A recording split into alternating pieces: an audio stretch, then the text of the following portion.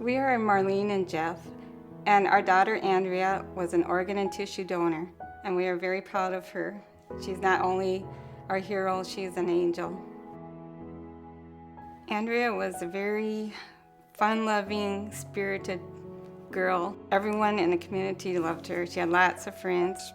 Wherever Andrea was, she always lit up the room, made people smile. She was always on the go.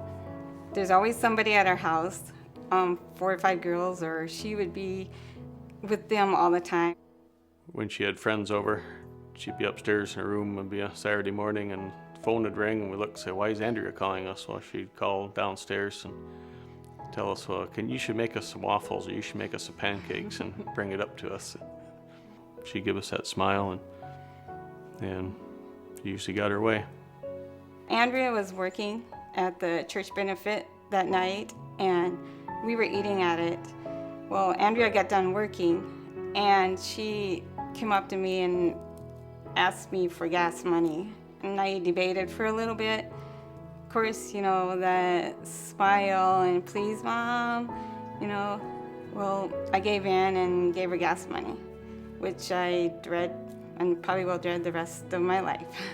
It was about 11 o'clock at night, and I was like, Andrea's not home yet. So I was texting her and calling her and no answer, and I'm like, oh, this is not good, And then finally our phone rang, and it was Andrea's phone calling our phone. I'm like, oh, thank God, she's okay. Well, it was her boyfriend that was calling, and had told us she was in an accident. I didn't recognize her when I went in the room, and I still didn't know that they were gonna have to fly her out or anything. I didn't know any details or anything. And then they said, well, the helicopter is on its way. And I'm like, helicopter? She has to, is that bad, really? Her last words to me were, "I love you, Mom." And then I just couldn't take it anymore. I had to get out of the room. And I just left, and that's the last time she ever talked to me. But couldn't ask for 3 better words. It was like 5 o'clock that night when they did the tests.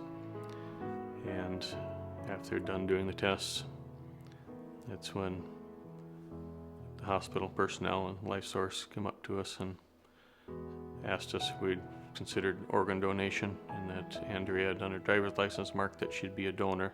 And they said, would you, be willing to sign, before they even finished the sentence, I said, absolutely, we're signing papers, for her. This is her wish, and I'm not gonna deny her that. I am so proud of her for doing this. I am so proud. The accident was gonna happen whether she marked donor or not, The accident happened. And if she didn't mark donor, look how many lives would have been lost because of it. A little boy and a 29-year-old woman.